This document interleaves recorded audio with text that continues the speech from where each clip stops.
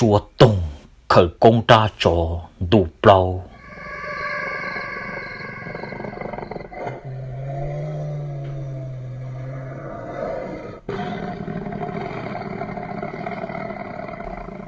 nó có những rồng lông một thế chùa cho nên xua tù rồng xia uốn nên trường tì trả các lòng cổng cho cú ra cú cho lòng thả cho bếp nông ở cái lúc nọ cú cho trả các lòng thả chuồn gì cho ra xua tung khởi công ta cho uy hành tù bao là tù nọ là quy ứng tù là dễ rồng nông thế tổng trai hàng lì ấy chỉ cũng mất thả cho bếp nông cái thọ pi một trò thọ sầu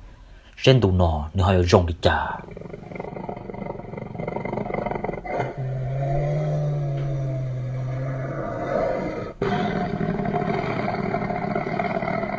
thầu xua tung tàu kia tờ lúc rõ tiền đồng trâu to ấy giờ kia là một chia sẽ bún một rồng mông nhớ họ từ là một trò là nhon tờ ấy xua tung của kia là một chia bội lúc rõ bây giờ lúc rõ mông chỉ chú lo bể chờ tất mà lúc xưa hở thầu xua tung là một trò là một bọ lúc rõ tờ cho hòn cha ở lúc xưa hở thằng tờ cho nên nhớ trâu lúc rõ ta tờ trâu tân mừng bây giờ trâu tụt ta bị như vậy phân là một phê là một tỏ là cho nên nhớ trâu lúc rõ chỉ số tông của tàu một ba cho nên nhớ trâu lúc rõ là một thua trẻ tua tàu tụt ta bị như vậy nó tua là chỉ thầu nọ cho cái tin linh trả sẽ đời nhớ trâu lúc rõ sẽ đời bố đừng giàu xía thì rồng xía hàng lì sẽ đời thì là một ba của tới lúc trẻ được số tông chỉ số tông thì là một trò là nhỏ và cứ ở tì trâu lúc rõ là chỉ số tông tức là một trò là nhỏ tàu chi lúc sống tàu cá nọ chỉ số tông tức là bao nhiêu là thì tôi mới ít tụi mình tu nhưng tàu pe lúc sống ta tao chờ hay lù thì rồi rong trong một chỗ trồng nọ thì lúc xưa hàng ta là số tông bao nhiêu cô ta tao mũi plan mình nhua mua xà lúc liền tàu nhưng một trâu dị lúc liền tàu thì số tông cũng cho số tông bao nhiêu nhỏ thì thầu nọ tới nhỏ là một tròn tua thầu số tông bao nhiêu plan mình nhua từ mua dị lúc liền tàu rồi chỉ bị chơi nô sư thì một trò trâu chỗ lúc liền thì ở trò chạy sò là thì thầu nọ thì số tông bao nhiêu cơแต่cáiแต่tem bùa tu hậu rõ hậu là phân chỉ chùa vả để chờ nếu số tông thì xa rõ tiệt số chỉ để chờ nu là sư số tông bao nhiêu tôi là một sò chỉ số tông như tao một giò hà giống một tua sẽ bắt tao chia lo đã chỉ cho là một trâu bao nhiêu no cho là một chia trâu sợ thằng bao nhiêu là một sò cho tông cái no vìแต่số tông cái tuแต่cái cái tem bùa phân chỉ vả phân thực tua ở đi chỉ thầu no số tông thì lên ba chùa tới trên những nương thì cho những số nương cho tàn trọ để số tôngจะmùi dầu tỏ nhập bông dư ủa chế nhớ chỉ đen là số tông luôn tới đó bể to bể chỉ là bé lần theo sườn cho mùi dầu hà rong em một tua sẽ bắt đầu chia đã chỉ em sẽ phai sẽ bắt đầu ngay là một chia được số tông thầu số tông bao nhiêu là một sọ thì tông ngay non đó chỉ số tôngจะđo số tông ở nhập bông dư đó chỉ là bé lần tại sườn cho như mùi dầu hà rong chỉ thầu là mua chỉ là cũng mua nhà tân cho thay trả là chim một tờ một đầu trong mua nhà sơn tròn tờ chỉ là cũng sợ cái mua là chỉ là chờ mua ít ta kỳ chọn tua rồi gì mỏng đầu như một đầu chuột mỏng đầu chỉ là cũng tôi một trò chạy luôn hà rong mua chia mua nào mua nông thế chia lon tàu hàng lì chỉ là cũng tôi một tua ít nu cũng tàu tiêu nào tiêu nông tàu hàng lợ chỉ chọn tua trong lịch sử hở thời ta xuống tờ chỉ là chờ một trò trong đấy liền cử hà我家保证能不带白露丝，就弄到嘛说东主要俺到这样能丝，但是嘛说东我都碰见到，我讲俺到人这样跑说多天，就来是到就能等不带的用một tua，找些都不到等不带了嘛，就来是这嘛một做这一行像狗đê，就走那bà等cho nó để chia đồn tờ，就走một bé tụm bùa tê，一tụm lò rò mà tụm dầu rò。chỉ là in cờ nhiệt dính bột tê thì tụi mình nhủa rồi muốn họ hậu tê thì nó lúc bằng đèn tờ thì thầu nò thì ó tụ phong dư rồi tổng tụ phong dư tờ thì tờ hiện ngã ó trap bỏ tua của tàu tụ lon ta thì thầu cái chọn con nhẹ bỏ tàn thọ đầu thì họ tê on tụ lon giòn được rùa rò trong đơn ta những chuyện tỷ lì họ ó tụ ó tụ những mê giòn tờ thì giờ kia plon tại trong bột bị u lợ thì thằng nó số tông thế số tông ở tụ phong dư là bé lần theo đợt trồng một tròn tua đầu bé ô tổ tê tụt dính bột tay lo tôi hình chính tỷ bé lên ta thì thằng nó được bé lần theo trồng xia tiệt rồi nó chỉ tông ngay tàu ấy đã có một chế là chết thầu nọ là bê lần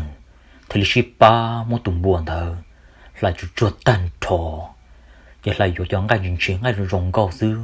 tết tờ bể bể cho nó bỏ chết tan thò lại chỉ tụng buồn thở cứ tụng buồn lo chờ lại giờ thầu là muốn lại tan thò tôi ngay quân tàu giờ là muốn ship file tàu paper giờ là bê lần vô đã có là một chuyện lợ chỉ thầu nọ số tông thì là hai đầu số tông tụ bông dừa thì là tua tàu tụng buồn tên đó tông canh tàu giờ là đã có một chuyện là gì chứ nó nọ là vô lên nó trò là đã có một chuyện lý do là mình đã có tua thì thầu nọ lúc sau tôi một đầu nhà bê mông lúc ta tàu nhà biết cây rồi tìm bông đủ tì thì là bê lần thì ba chục chua muốn là chẳng cây đó ba chục chuồn thì chuột tan thò thì là sợ đầu thì đã có là mù thì thầu là mù thì là chẳng cây của nhà của tàu thì là của má mảng là mù thì là mù dần tua trở thành Indo kế của cha phần nó dùng đến mũi cho nừng phần thật thả lù và lớn tê in nhon tù để trở về to bể để lấy nó sẽ đập bể lấy nó ta tất nhiên mà chẳng nhon để rồi là để phần lông chỉ tàu để thả ra chỉ để là bể lên quân đờn đông quân chỉ nhắc cá xa chỉ nhắc ăn trái ra chỉ để chờ đờn đông là muốn dần tua trên đờn nọ chính chia một trong đà đủ kiến đáp chính bỏ tê cho chỉ nâng rộng bơi lùng đà không mấy tụ sợ phần hai lục cho chỉ nâng ở rộng đâu sai rộng cho tê cho tụ tròn nào không cho tụ tròn ta họ sai kia cho tụ sợ phần hai lục tròn lên tờ giờ trời nãy nhiều căn chờ nhiều chờ rò là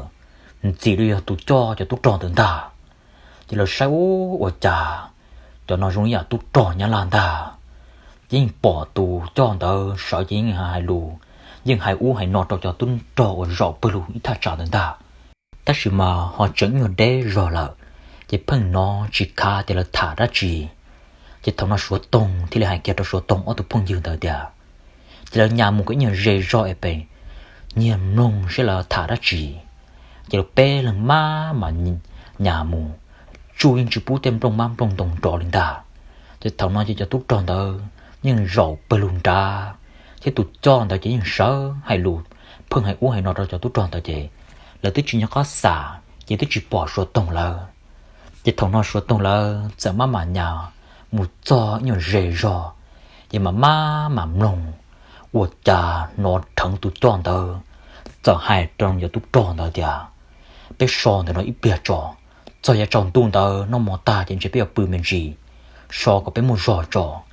bây giờ tỏ cho tôi căn tu ở mông bé mông giờ căn thùng đầu có cho nên nhớ trò thì lúc rò mông thì cho trâu rò trò bé mà mua cho nên nhớ trò thì tua lại cho đấy tôi rủ sư để cho nó thằng lực thải non ta nữa ô tôi nó thằng nó luôn để số tông lực bé lầnจะbông xuyên thản ta xa rò cho tút tròn chỉ chủ tút tròn nhá là tôi một tua là lúc rò thì luôn thì số tông thì là hai cái trò số tông ở tụ phong dương để chỉ tàu rồi bây giờ chỉ mà thâu cá một trò bé to bé lù cái đó một trò thì rõ một khe đó cho nên thì rõ cả bao trò thì là bé là mà thâu cá nhưng chỉ bút chú ý đến đồng ban trò li thâu cá một tròn tua trò bé to bé thì là bé lần theo lù cái một trò nhân tù sắp bút to đây rõ rồi thì thiên trần trong là một tròn tua trò thì rõ thì thầu no thì lúc sau tôi một trò nhà trong mông dùng một đôi giày xa mông tao chỉ lúc tôi cảnh trụ thì mông tu tôi biết chọn tu cho trở lại chết thua là một chọn tu cho thì rõ thì số tông thì là hai kia cho số tông ở tôi phong dương đó đi còn nên cha khám một đôi bẹt chế muốn như không chia trò em một hai tôi chỉ rõ còn tôi chỉ rõ bao theo mông ba ít lúa còn lớn ba phò có khó tòn nữa ít biết chọn tu nó một ta nó chỉ cứ muốn tê cho tí cũng một số sẽ cho tụt trò thì ôi chẳng gì trò cũng mình chắc là một khe đồ nè mà thầu nó tụt lùa ôi số tông ở tụt phong dương tờ chỉ tuy ở tù ôi thầu số tông là một tròn tua trò lúc giòn tờ tất thở tờ ở tụt tờ số tông một tua tụt đáp bị những vài tờ ở tụt tờ những bao thì số tông chơi cho cái con chiều ở tròn tờ là tất nhiên mà cho nó nhớ trò rò lì tù mà là chụp bao nữa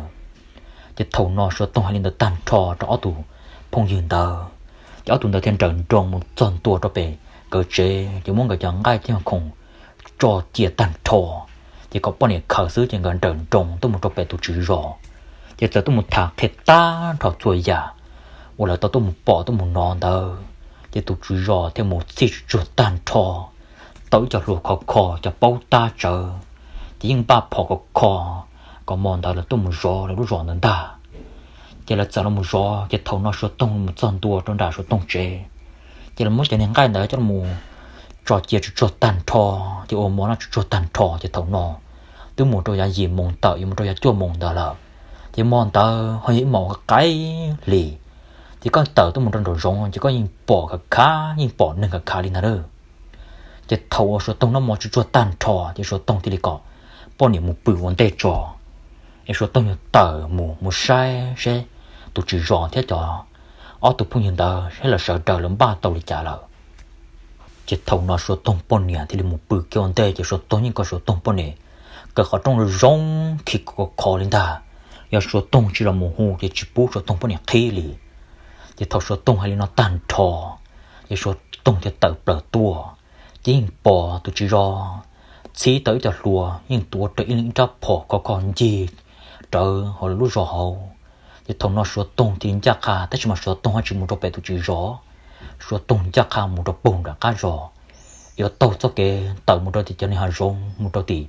coi như chờ quả số tông là một trí cho nên tụi trò nhá là thì thầu nó số tông là một thầu bờ đã cá rõ đã thì một chỉ tê thế nên thầu bờ là một đôi công nhà hà rong yên chỉ lì nên nhớ rồi thì rõ thì nó lấy chim nó là số tông ở đó chỉ là lấy chim nó là thì số tông từng gan na một đôi bể công nhà rong nhưng lực bể xua sự vật trả giờ thầu lông là một tê tụt gì tròn lông xua nhưng lực nó aman sẽ cần cờ thông lợi thà trả rong đầu thì thùng nó thì số tông thiên chắc khá là một đôi thì công nhà rong coi như chầu cho tôi cho nhớ là tôi một nhỏ tôi một sọ đôi thì thầu số tông tôi một tròn tua đôi thì ta tao cho tôi cho nhớ là ra xa chỉ là cho một bự sọ có một giò trò em cho rồi giờ im một mong giờ yêu căn tuần đó là mà sợ là một đôi thì giò thì nó thầu nó thì tôi cho tôi tròn đó của chi tao pe tủ em cho tôi tròn đó một gió chỉ bự bự thế nữa họ là sẵn đó chỉ là sẵn đó của bự so có một gió thầu nó số tông thì một tròn tua tròn đó ta toàn gia mới tụt trò họ đi gì cho整个là một đôi tay con nhỏ rong nhon đế rồi toàn nó nhon đế liền tại ilu cuộc qua chiến đấu rồi tới đây toàn nó em làm trò gì xứ nó chảจะปล้อนแต่งมันจะตอนนอซื้อตอนจอปอเต้ตุติจอcho tờ khó từ là mù tê cầu là tụ tròn là sát chơi chỉ mua hai chỉ chui chui to chỉ nó thằng tụ tròn là cứ tư xua xin là được chỉ là bao chỉ plon tới đi là chỉ thằng nó ót tù uốn ra tụ tròn là rõ thì mà đi khiến đừng tròn một tròn tụ tròn nó là một sau sẽ bỏ đã chỉ uốn chẳng những chỉ bỏ đã chỉ li họ tự bỏ ít cho nhau được tu muốn chỉ giống nhà đèn tao lò lì ít thật trả cho nên bông tổng tao thế mà tròn tu là chỉ bỏ thế mà chỉ chuột bao thì hành sao là chỉ dàn tao thì chúng ta xa chúng ta tự tràn trong hồ sẽ tụi tao muốn nó khó từ lợi ta tổ thông tao kết束我家bỏ thằng tê tụi gì cho mà lo chỉ lo cho gia khó từ là một mòn thọ tụi tao luôn ít câu tụi tụi tròn tao so cái nó chơi ra thì rùa tròn tao chỉ chờ cái là mỗi tụi so rò rồi chơi ra thế chị ở tụi tao chỉ là tụi mòn nhung như từ tới xua đi nữa chỉ xua tung tụi tròn tao thì mỗi cái ở tụi tao hai chú chui thùng đó bồn đã toàn đà đã chơi hà pha rồi chúng ta chỉ thùng nó chỉ dùng cho tụi tròn nhá lan tao chỉ trâu rò cho tụi đi nữa nhưng chỉ muốn từ nó đến ta chỉ xua tung mà li ở tròn tao mà là mỗi tụi chui rù mua tỏ chơi đá mua sò chơi đá chỉ mua chui rù cho tỏ hà pha chỉ xua tung tôi là mua tỏ chui ta chỉ thùng nó chỉ xua cái pe lần nữa xin ta nữa xua ở tụi tụi tụi cho bự quá kề trong đấy sang tờ chỉ không mỗi tụi cho chạy mỗi lần cho tụi cho lon tờ cho là một vó trong này đùa tờ muốn vó trong đùa tờ chỉ là bự cho lon tờ chỉ thầu nó số tung muốn cho nó chú tỏ tụi ta số tung mà bắt màn nhà do là một tỏ ít tụi cho một chú ổn đề chỉ số tung là một tê chú chỉ hoàn cha tụi cho tờ muốn lên cho là một vó nữa chị sau thầu số tung là mua cho ở chỉ bỏ khá thế này ô cha số tung tê cầu từ đấy sao nhỉ super ta hậu xuyên ta giống một chú ở trà tí cầu tàu lên chùa xuống đó ta chỉ muốn cầu đó là một cho ít xa từ tụi nhà tụi tròn thì ít xa nhỏ ngay là chỉ to luôn thế nào nữa thế nhưng mà tàu chỉ khó chỉ số tàu tí chú chỉ tàu tí lúc cho chỉ chú đi thua bòn đây rồi tàu chỉ thầu no chỉ tụi tròn thì nó luôn chỉ từ tí số chỉnh tàu một cái trong sổ nổ cha nó nó sát chăm ba mò cũng đủ xuống ta họ sao lo luôn chỉ thầu no chỉ tụi cho thì tụi trò ở bự cái trong đó là một bé lần sau là một chỉ xả rõ sai cái ta tràn đó ở cha chỉ bỏ lại cho tụi trò rồi bắp bẩn đó lố bẩn ta chẳng muốn cho có từ điều lố chỉ thùng nó chỉ là xả rõ thì trời họ mua thì bắt tụi trò đấy cho nên nó thì rồi để bao là tụi mua là cho tụi trò tua toàn ổn tệ là thế ở cha chỉ là bé lần tụi chuyện chỉ tao bao thì số tụi ở trò là mua cho tụi trò này tao tua ta liền nữa chỉ là bé lần thì sợ chồng chỉ có tụi có đáp phổ tụi cũng đáp phổ xuống ta chỉ cho tụi trò thì một cho phổ một chữ rồng nữa chỉ là bé lần giờ sợ chồng muốn đọc hậu là mù chỉ bua cái chuyện ta phổ rồng xả cho u trồng nọ ô xả chỉ tiền gì là ít thà trả sẽ bố mua đã chỉ số chỉ những cái cải lý chỉ cho chị rồi sai chỉ những bọn cha lo liếc vò cho hậu tới mà ít thà trả được thế mà thế mà ô cha họ chỉ bỏ cho chế là cho chế cho tút tròn đó li chỉ là chỉ những tàu lúa những chân trời thế thì những tiền chỉ lần sẽ thà tràn đó chỉ tồn cho tê bị rõ thà chạy nó chỉ là tiền tàu sự ô cha nó tê lúc xưa chỉ thua to ít con họ rong lo chụp bạc tê tụt chỉ chọn trong suốt chờ kia là mù yo luôn một mỏ lớn ta chỉ thầu bòn thằng đi nói chỉ là bé luôn trao luôn bỏ yo rồi tua chỉ dùng đi tụt chọn được giờ bỏ了tao luôn bỏ tôi một trâu chỉ nửa giờ y nhiều lệ rõ chỉ là bông cho tổn tê chỉ là bé lên nghề bỏ thông xì tới mà tụt cho sẽ nhiều lệ rõ chỉ giờ chỉ trâu tụt cho chỉ thầu tụt chọn là bông cho tổn tê to chỉ là chỉ cho bòn tay rồi họ pha rồi sư chỉ thầu nó chỉ là những bỏ cái cá tí tụi mình cho mà nó lo họ say rừng là một đồ sinh đâu chỉ là cho xả rõ thì là cho nên họ bớt tan tao trên xe cho tụt chọn đó là một tổ ta luôn chỉ là bé lên những trai nữa luôn chỉ chỉ tàu luôn lên ta nhưng muốn đọc là một ship bua chỉ có xả đâu bé cũng xả đâu tao nó cũng xả đâu sắc bé xuống nữa luôn có xả đâu ít sắc cũng xả đâu ít sắc xuống ta chỉ người ta bỏ rong như là một chuyện đó có từ chỉ tua sương chỉ bút có đi cái thùng nó chỉ lên bé lên trò có ống xả u tròn nó nhiều bé rong để rong đầu ở nhà dân giật to chỉ nó đã chỉ là bé lần đó những chỉ rau nữa những sợ trần những sợ ruộng đó chỉ những xả trục bé trồng đá chỉ dân nhân đó cho bỏ đủ cho nó tê lông chỉ thùng nó tôi dùng một trâu dài ít số mòn đó là lúa chăn giật tư những chỉ nói lúc số có từ là lô chỉ thùng nó chỉ là bé lần sợ tông tê chờ chỉ là cú xa là chỉ là thì xa rõ thì tê rộng chỉ tụi chó cũng chạy là vì chỉ là tua bé bỏ cái thông tin đó tại để chỉ trâu tụi cho lần chỉ tụi cho yon chai kia là giờ bé lần sẽ nhờ cho sẽ rõ thì là chắc là một rõ nó mà chỉ thảo là một rõ đâu chỉ lấy tao lùi cho rõ thì được chỉ tụi cho thì là hàng kia trong cái ó lần nữa thì còn là thoát cho rõ đi rõ muốn đặt còn một ship bua có sai được ít xa của sai được ít xa trả tụi cho đã hay tiền chắc là mù chỉ là bé lần sẽ rõ cái tụi tới bỏ họ sản trong cái út trồng no thế gì xa nhiều cái rót tao nó từ tao ăn tê lông chỉ tiêu mua lên được bé trồng là thiên tàu dùng một trâu plau trồng là thiên tàu lợ rồi những chỉ tư gì chỉ nói lúc trước có từ lô chỉ thầu no chỉ dùng lịch sử tao có biết trâu rò thế nào mà chỉ tự nhiên chờ rò đâu ở trà tòn trò dư giờ nó chỉ chua lòng mù chỉ những cày ly chờ chỉ là bé lần thì tì cái một sai ở trà bỏ rồi ít tụt chế nâng nãy chỉ con chờ muốn chỉ giống như là cho con chờ tụt tròn rồi thế chỉ mình sẽ nhận đây rồi là chỉ thấu nó là tu rồi là tua thế nó ta chỉ mà họ giống như tụi nâng là chỉ là giờ bé là tao lục bỏ rồi chỉ to có nhiều lòng rề rồi cho xếp bây giờ tụi nâng xếp bây giờ là cho tụt tròn tao chỉ thấu là một rề rồi cho lên tại ít lúc qua chuyện tao dùng một đó là ó lúc qua chuyện tao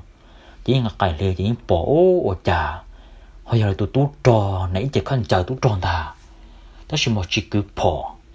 họ lo đi tụi chúng mình trả liệp về vò chỉ lý trâu tụ tròn nó mất tổ tất nhiên mà họ chỉ tuổi đã là một sự đồn tờ thì thầu nó là dễ nhở xe lo rò chỉ giống là bé đắp phòn dễ nhở trò bầu rò à lờ thì thầu nó thì tụ tí nâng đằng cả là một rê rò thì trôi lên tới ý đàn tàu xưa nữa thì ủa cha họ chiều là cho tụ tròn rồi tê rồi mẹ tàu khừng là dây rừng chờ cây là một hai tê tụt tí cho là một mò rồi ít tụt tròn tới chị một chú lòng tụt họ phá chỉ chú đó bầu tàu lố cái thầu nó chỉ chuối tụt tròn rồi tụt cho chị ngõ o lần thì lấy tua phò chị nhẹ luôn ngõ đó phò là cá thôi nữa ta chỉ mấy chỉ trâu đi về tụt trò chân thâu rồi chị cái chua bỏ chú lô cho bầu tàu phá sư thì thầu nó chỉ tàu lố thì tụt cho thì là hai cái trong số ít tụt tròn thì hai cái trong tụt đó thì chỉ tàu là thì nhỏ non để trên tụt tròn này đã có tiền tàu ư xuống ta kia lô thì thầu nó trên gõ lên thì kia lô thì kia chỉ những tỷ sẽ có thì những kia một chỉ những tỷ tức bây giờ chỉ tỷ đã có một sai tụt tròn đã có một trận rồi nữa những bên trong kia là một bàn tay nó có chân tờ là một cái không nhận thời đế trở lại thì nông ở cha nó tụt tròn nhung lợt tê là mình số mà dễ rượu nữa mà cần gờ tụi nó tôm một dương taแต่ฉันมาลงในช่วงแต่ยุ่งตัวตัวแต่ฉันมาเพิ่งจิตจังกันแล้วจะถงนอจะชัวตรงว่าเจียวตัวจอนเตอจะซาจะได้รองจะเอาตัวจอนเตอเกี่ยวมวยใจกันเลยจะชัวตรงแต่จิตเตอร์นั่นเองจะเอาตัวจอที่เราจอนตัวจอนก็จะเขี้ยวดักเอาหมดแล้วยิ่งจิเป้าจะชัวเขี้ยวหมดขอตื่นเลยจะถงนอจะชัวตรงมาดักตีดักเอาหมดตัวตีรอจะเท่าจะมันจอตัวตีรอจะชัวตรงจะยุ่งเราไปชัวซะเจđã có là một thầu bờ đã có là một lúc chỉ tin rằng là thì số tông mà đã có tàu kế là một sự đầu tiên rồi thì nó chỉ thầu số tông là một sự đầu tiên rồi thì nó chỉ những bỏ cho lúa ôi tụi chỉ rồi chỉ tụi một gió tụi muốn chỉ thay chẳng thấy những trường tụi được bỏ những gì trong bề trong đà nữa chỉ thầu số tông là một sự bờ trong đó chỉ là sự đó những từ bỏ trong số tông nào cũng sai thì trả số tông hay là cho tụi trò nhớ là đời thia chỉ số tông là từ chỉ là sai rồi nông ở nhà số tông lợ chỉ là mà đi muốn bỏ khởi chỉ chua tàn trò chỉ số tông chỉ là một $2 tiền thon chạy lợ số tông tôi một sai chỉ tôi trò tí tôi kia tả lợ chỉ thầu nọ chỉ là sợ đời mà đã là một chỉ bự ta cái can tu chỉ số tông mà đã là một hạt kia đâu tôi chỉ rò nhưng mà có tôi chỉ rò chỉ cho tới này là đã có một đầu tí khó cho tí một sai cho nên tôi trò cho nên chế ôn nằm số tông mất tỏ tôi tả đầu tí mà tụ chỉ do là cú bao là thế cú bao thì số tông chạy cái cũng đã chọn được thế vì thế việc để thấu số tông tất thơ là một cho họ lúc chọn đó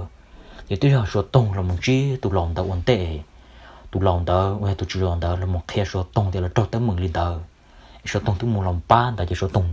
tôi làm bùa chỉ ở chọn tại tụ lòng cú bao tụ lòng là tụ chỉ chọn là cú bao là để thấu nó tụ chỉ do là tụ lòng đó thì là gì giờ tụt trò cò cho nên nhớ trò rồi cho tụt lùa cò thì ngã trật phỏ thì rồi tông thì cho là cái chỉ là sớ đang một tròn tua rồi thì khó chịu quá nằm mò rồi tông thì ở tụt phong chỉ là một chữ là một bọn cho tụt trò thì qua cha bọn cha lo liếc về vội thà chán đó họ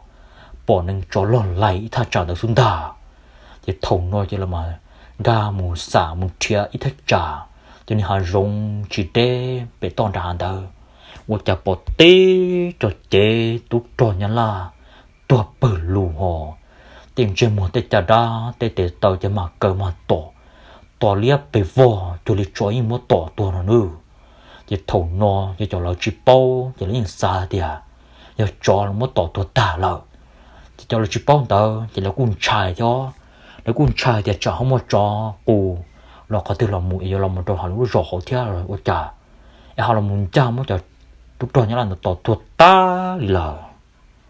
chết thầu no chết tụt chỉ rò là sợ đời thì sẽ sai ô cho chết tuột trong lô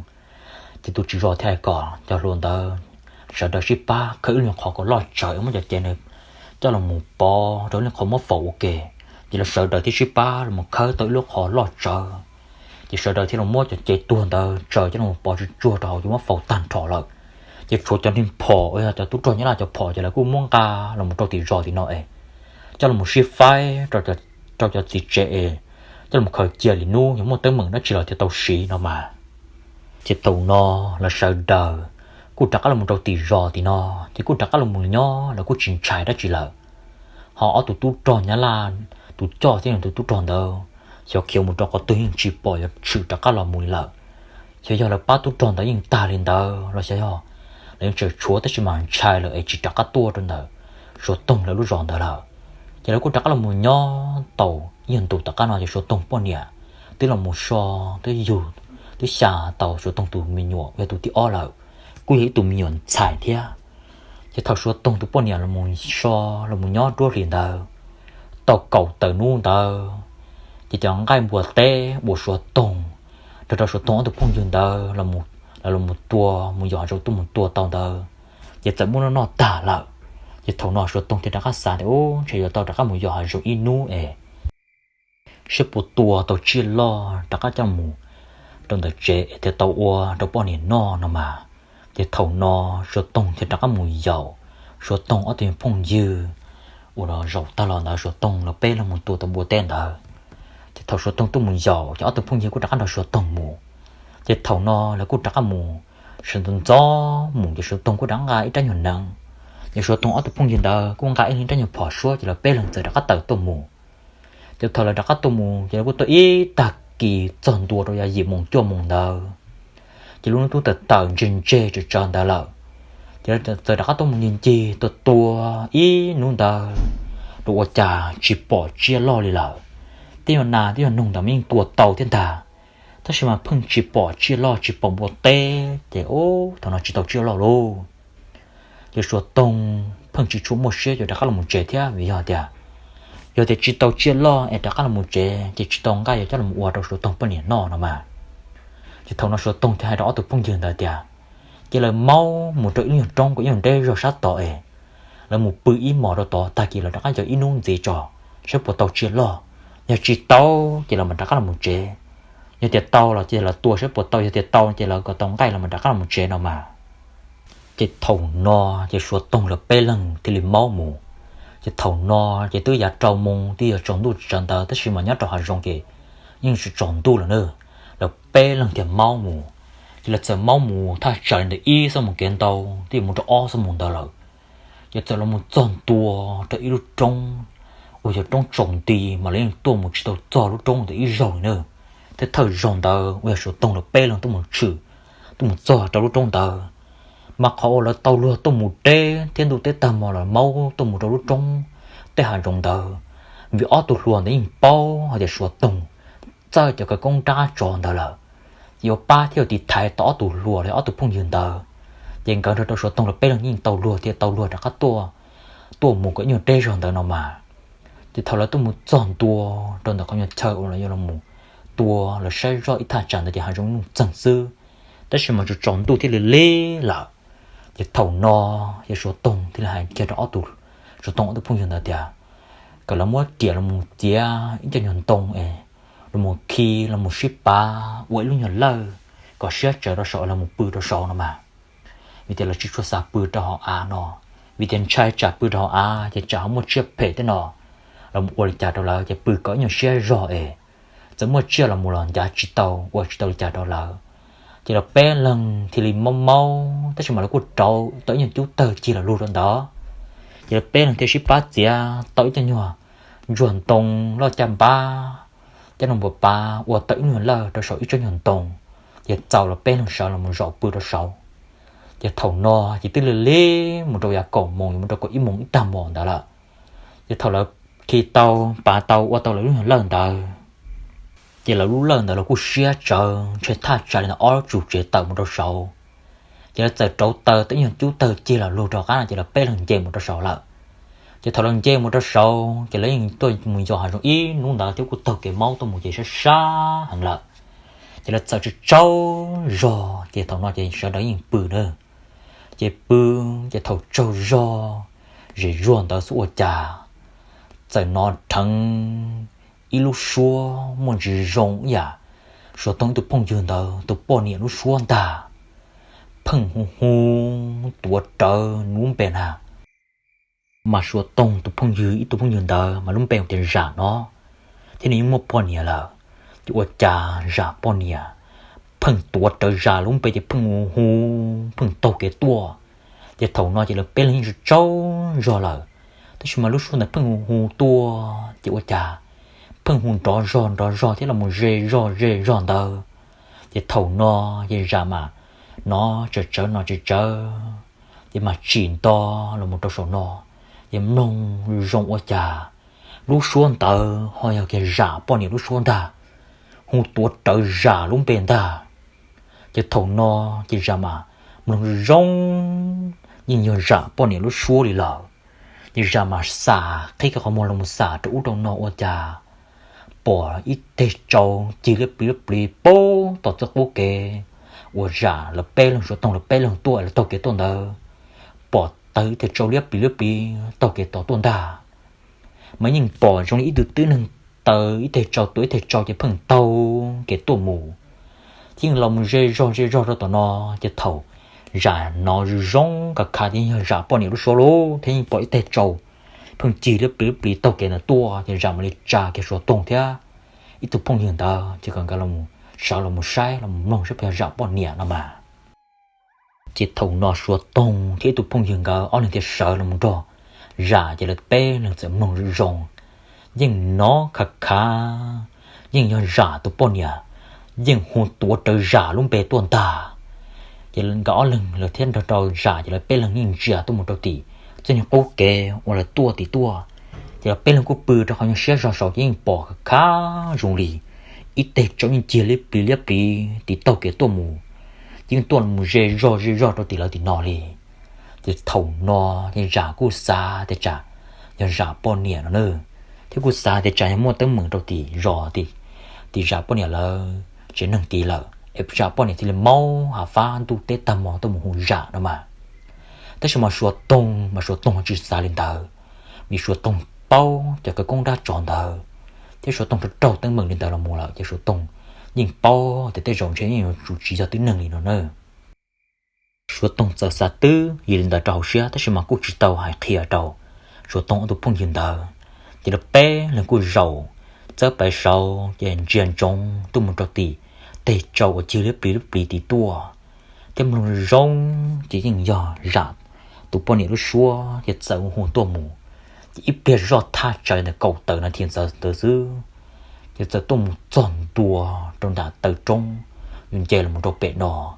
chỉ những hồn tua trời ra luôn bề thêm đó rồi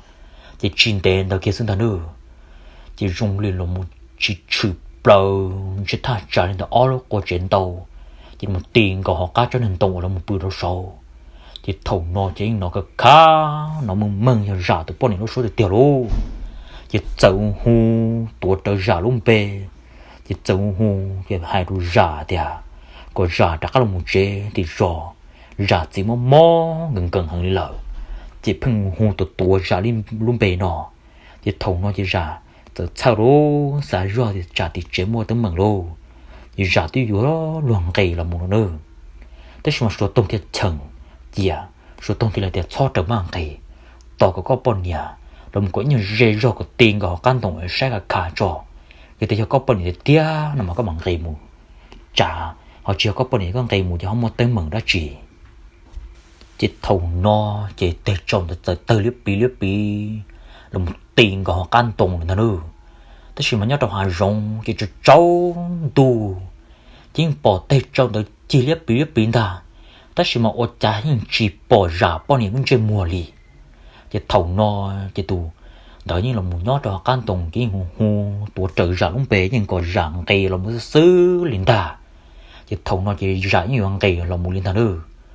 tất nhiên mà số tổng trả hai đôi ra thì cho được mang cây, cú xa mà tới rồi chỉ có bao nhiêu nữa, xa rồi trong quán tụ tới tam mò đi nói, ở cha có bao nhiêu ít lần tụ chờ cho bột thì tới cầu rong đi nọ. Thì ý dạng chỉ có chả có bọn này họ bao thì bé tôi bự trong nó bé tôi chỉ đọc khẽ có bọn này đi chả có bọn này nó khá tôi một tròn tuổi để họ chờ bé bự nó mấy người chủ chỉ có bọn này đi nữa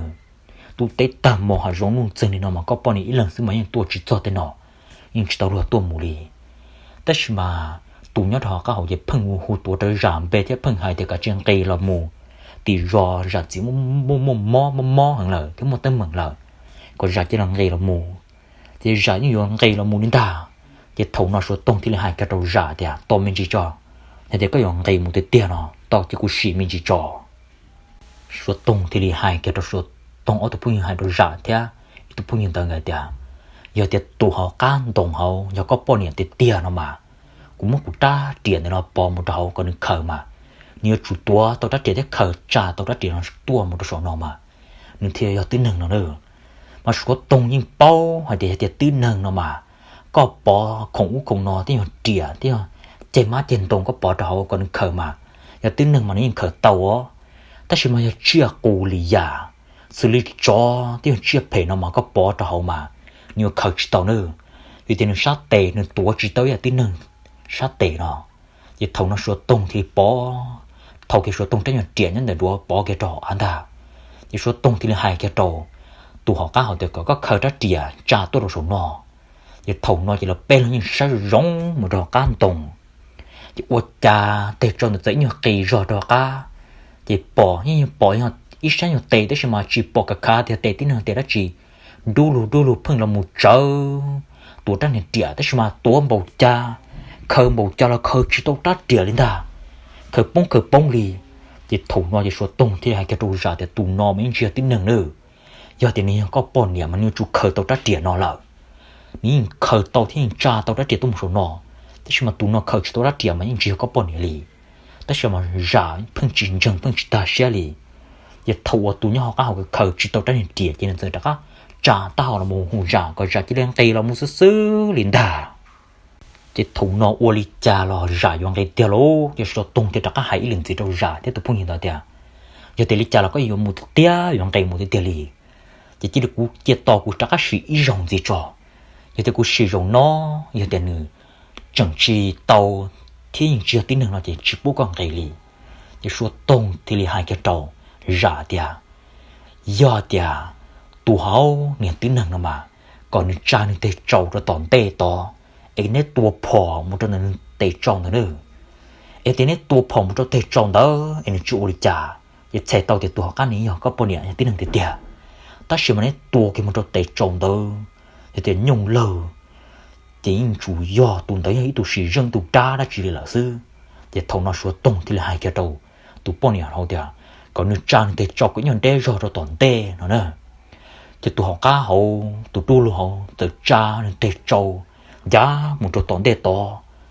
mà do thì tụ họ tí nắng mà có tụ phò một chỗ tê trâu mà mình chịu cháu ta xem hay tụ cha thì tụ đã cho rồi thì tụ cha đã chỉ ở cha là một hồ là một hệ chứ mà có tê trâu chỉ lớp tao trên nó ó nó có mùa và trồng đủ chỉ nó nữa mà nếu muốn cho kiến trường thì nọ thì thầu nọ thì số tông thì hay có tụ họ cá hậu cha tê trâu giá tê một chỗ tòn tê chỉ nên giờ cha tê trâu như tê trâu đấy chỉ liếp một chỗ như tòn tê rò thì thùng nó số tung thì đi cỏ số tung từ ó từ phong hiền tờ có ít từ tờ có ít chấp họ xua một rồi tua đâu tê trâu đến ta ta chỉ mà giả hoàn trai thì cha xua họ xua để tua một gì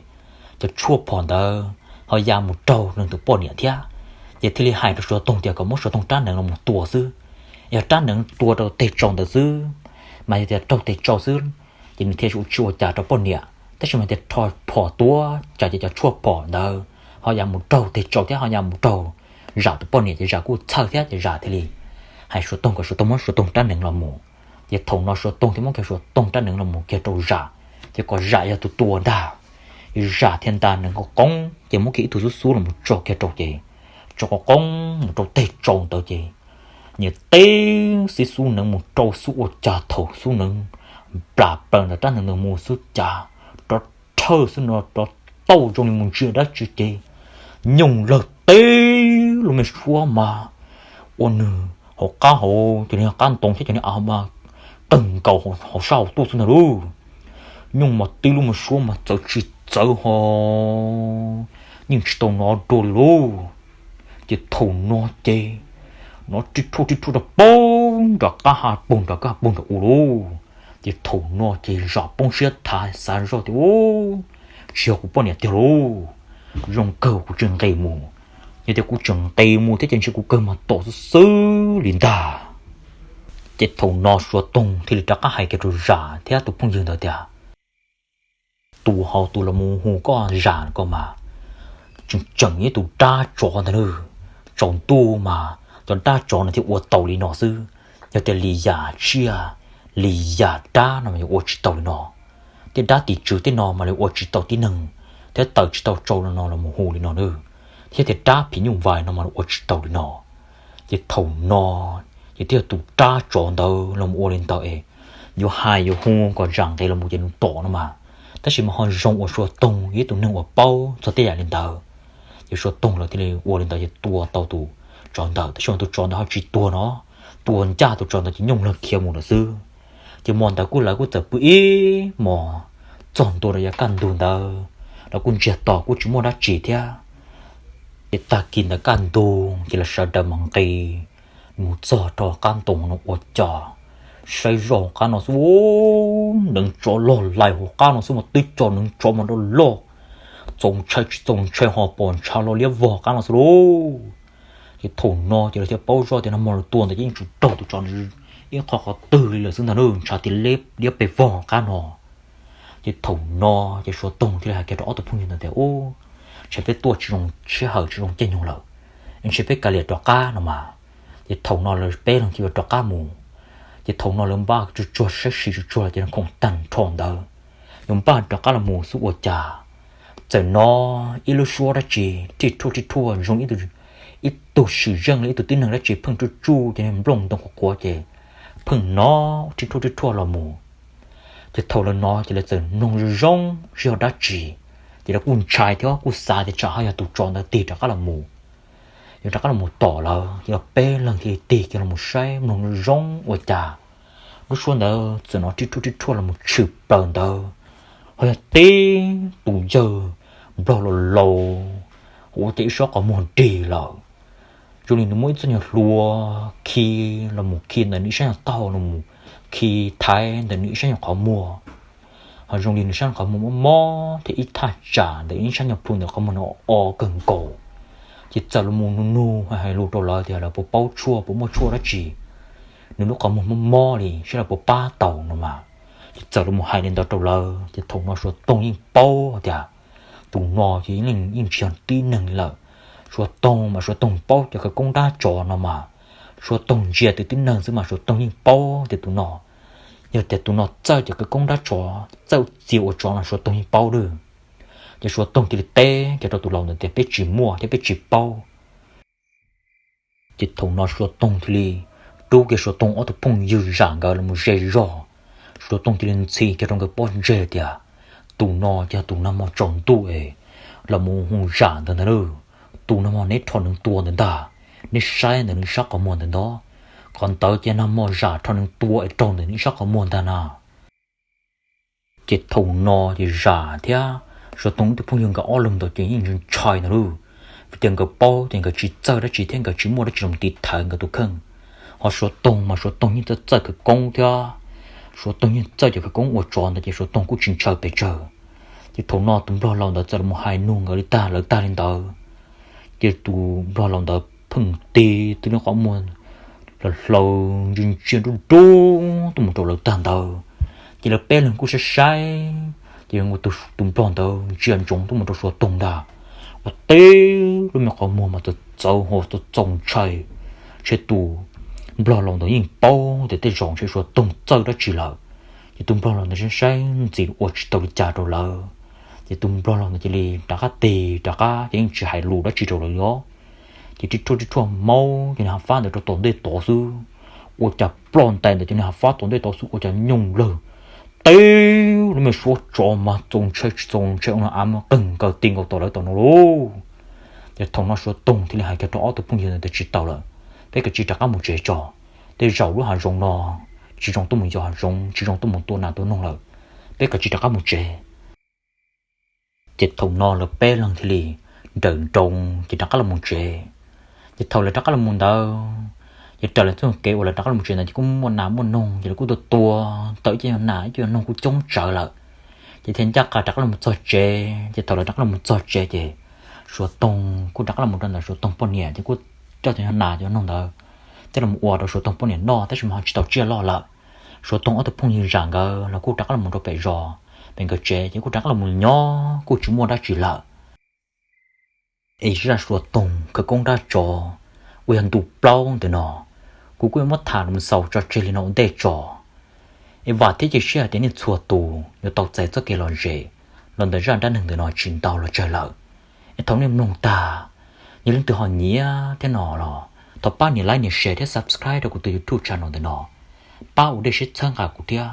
quý muốn thiệt cả tao tí lên chia lù của rồng là rể cho trong trái tôi thả quý hàng tụ chi chuẩn thì trong bếp nông cái là rể một tao đây nó 我找。